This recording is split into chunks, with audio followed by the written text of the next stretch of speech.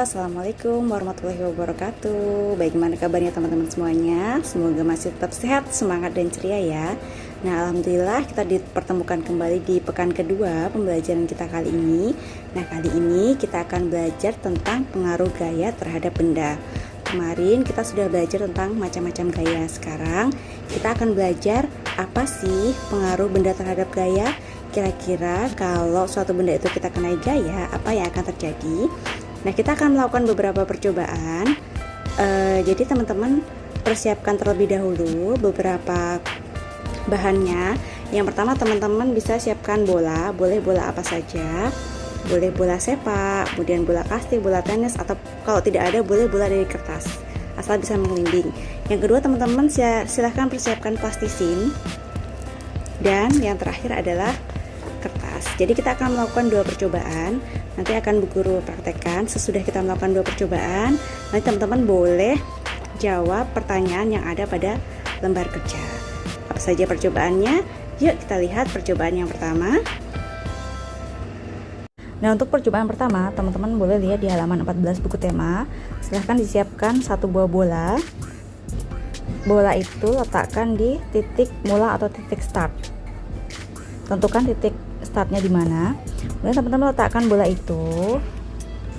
Setelah diletakkan bolanya, kita akan berikan gaya atau dorongan dengan kekuatan yang sangat pelan. Kita coba ya, seperti ini contohnya.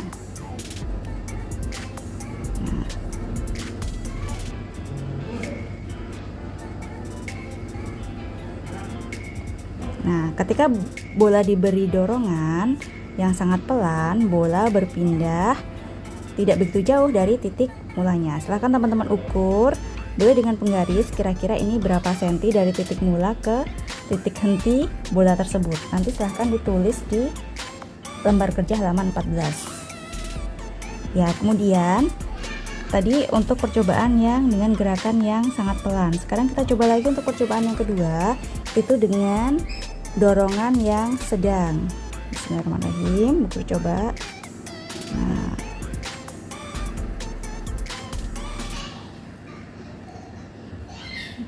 kembali lagi. Nah, tadi ketika Bu Guru berikan gaya dengan dorongan yang lemah, berhentinya di sini ya. Ketika Bu Guru berikan dorongan dengan gaya yang sedang, berhentinya sedikit lebih jauh. Teman-teman nanti ukur jarak dari titik mulanya ke jarak berhentinya kira-kira berapa senti. Nah, kemudian yang ketiga adalah silahkan teman-teman berikan dorongan atau gaya yang lebih kuat lagi. Jadi kita coba ya, dorongannya jadi sedikit lebih kuat lagi.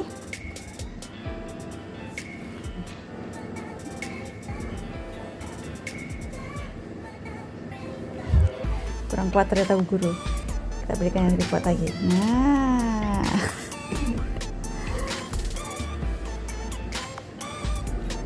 Nah, ternyata ketika kita berikan dorongan yang lebih kuat, gayanya bolanya ternyata berhentinya lebih jauh lagi dari titik startnya. Silahkan teman-teman hitung jarak jarak berhentinya dari titik mula. Nah, teman-teman bisa melakukan percobaan itu sebanyak 3 kali. Misalnya untuk dorongan yang lemah, silahkan teman-teman lakukan 3 kali. Kemudian ukur jaraknya. Setelah teman-teman melakukan pengukuran untuk dorongan yang lemah, sedang, dan kuat selama masing-masing 3 kali, teman-teman bisa hitung rata-ratanya. Nah, kalau sudah, teman-teman bisa menjawab pertanyaan yang di bawahnya. Misalnya, kapankah bola menempuh jarak lintasan paling jauh pada dorongan yang lemah, sedang, atau kuat?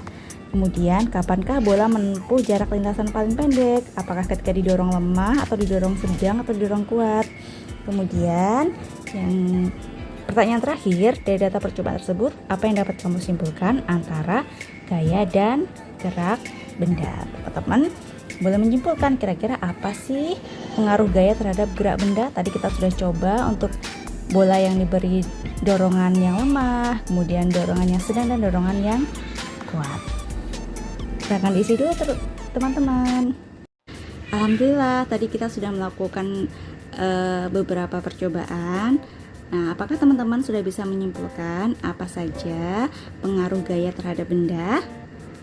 Ya, betul. Jadi tadi gaya itu bisa berupa tarikan dan dorongan. Ketika tadi kita memberikan gaya berupa dorongan. Ternyata ketika bola itu diam, kemudian kita berikan dorongan, ternyata benda itu bisa bergerak. Jadi pengaruh gaya terhadap benda yang pertama adalah gaya dapat menyebabkan benda yang diam menjadi bergerak. Nah, kemudian tadi ketika kita berikan dorongan yang berbeda-beda, ada dorongan yang lemah, sedang, dan kuat. Ketika kita berikan dorongan yang kuat, ternyata benda bisa bergerak lebih cepat sehingga jaraknya juga lebih jauh. Jadi dari situ bisa kita simpulkan bahwa ternyata gaya itu bisa mempengaruhi kecepatan benda. Begitu ya teman-teman ya. Semoga bisa dipahami. Nah, tadi kita sudah belajar bahwa ternyata gaya yang kita berikan kepada benda itu bisa mempengaruhi gerakan benda. Nah, gaya apa saja sih yang kira-kira bisa mempengaruhi gerak benda? Di sini ada beberapa gaya yang bisa mempengaruhi gerak benda. Yang pertama itu adalah gaya otot. Tadi ketika Bu Guru mendorong bola, itu Bu Guru menggunakan gaya otot. Jadi gaya otot itu bisa menyebabkan benda bergerak. Nah, contoh lainnya ketika teman-teman sedang menendang bola, itu teman-teman menggunakan kaki kan. Nah, ketika menggerakkan kaki, teman-teman menggunakan gaya otot. Selain itu, ketika teman-teman sedang melakukan tarik tambang atau menarik dan mendorong meja, kemudian melakukan permainan kasti misalnya atau bola voli, itu juga bisa menyebabkan perubahan gerak benda. Kemudian gaya yang kedua yang bisa mempengaruhi gerakan benda adalah gaya pegas. Seperti yang kemarin teman-teman sudah belajar, gaya pegas itu timbul ketika adanya dorongan atau tarikan terhadap benda-benda yang elastis. Benda-benda elastis itu adalah benda-benda yang dapat berubah bentuk ketika diberi gaya dan kembali ke bentuk semula ketika gaya dihilangkan. Contoh benda elastis itu seperti karet atau ketapel atau busur panah. Nah, bagaimana pengaruh gaya pegas terhadap gerak? Ketika teman-teman menarik busur panah dan melepaskannya, maka terjadi gerakan anak panah. Atau ketika teman-teman sedang bermain ketapel, ketika tarikan dilepaskan, karet akan kembali ke tempat semula dan batu yang kita pakai untuk bermain ketapel itu akan terlempar jauh. Nah, gaya yang ketiga yang bisa menyebabkan benda bergerak itu adalah gaya mesin. Kalau teman-teman pernah mengendarai sepeda motor atau mobil, itu digerakkan oleh mesin dan mesin itu bisa menyebabkan benda bergerak. Oke, semoga penjelasan Bu Guru untuk yang percobaan 1 bisa diterima dan teman-teman bisa memahaminya. Sekarang kita akan beralih ke percobaan yang kedua. Pada percobaan kedua, teman-teman silakan ambil 1 lembar kertas, boleh kertas bekas atau kertas apapun. Nah, pada percobaan ini kita akan mencoba memberikan gaya pada kertas tersebut dan kita amati apa sih, apakah terjadi perubahan atau tidak ya. Jadi yang pertama, silakan teman-teman ambil sebuah kertas. Kira-kira bentuk kertas sebelum Bu Guru beri gaya itu seperti apa? Oh, berupa lembaran. Nah, sekarang Bu Guru akan coba berikan gaya dengan cara meremasnya. Nah, ketika kita remas, ternyata kertasnya berubah menjadi seperti bola. Nah, teman-teman bisa tulis ya di lembar kerjanya ya. Kemudian yang kedua adalah teman-teman bisa ambil sebuah plastisin. Boleh warna apa saja. Kemarin teman-teman sudah dapat plastisin ya, Bu Guru ambil 1 aja. Nah, plastisin ini bentuk awalnya adalah kotak ya.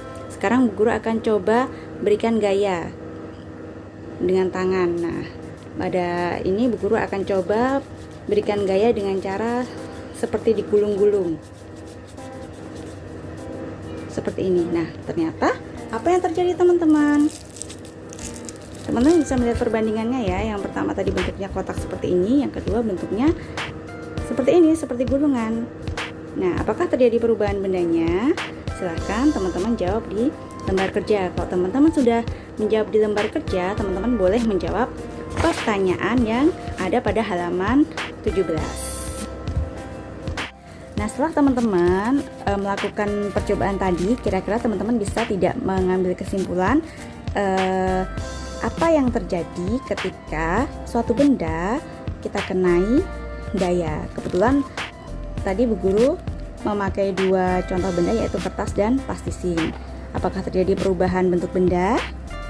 Apakah teman-teman sampai sini sudah bisa menyimpulkan pengaruh gaya terhadap benda? Nah, ternyata sebuah gaya itu dapat mengubah bentuk benda. Dari yang tadi awalnya kertas itu berupa lembaran, ketika Bu Guru berikan gaya otot, yaitu dengan cara diremas, ternyata dia berubah menjadi seperti bola. Kemudian yang plastisin yang tadi bentuknya kotak, ketika Bu Guru berikan gaya, tadi ternyata berubah menjadi seperti gulungan. Jadi, sebuah gaya itu bisa mempengaruhi bentuk benda, dan benda yang dapat diubah bentuknya itu biasanya merupakan benda padat. Begitu ya teman-teman ya. Nah teman-teman, kita sudah melakukan 2 percobaan. Apakah teman-teman bisa menyimpulkan kira-kira apa saja sih pengaruh gaya terhadap benda? Yang pertama tadi, pengaruh gaya terhadap benda adalah ternyata gaya bisa menyebabkan benda bergerak dari diam menjadi bergerak. Kemudian yang kedua, ternyata gaya bisa menyebabkan benda bergerak lebih cepat tergantung dengan gaya yang kita berikan. Kemudian yang ketiga, ternyata gaya itu dapat mengubah bentuk benda. Tentu teman-teman bisa memberikan contoh lain dalam kehidupan sehari-hari. Insya Allah dalam kehidupan sehari-hari kita selalu menggunakan banyak sekali gaya.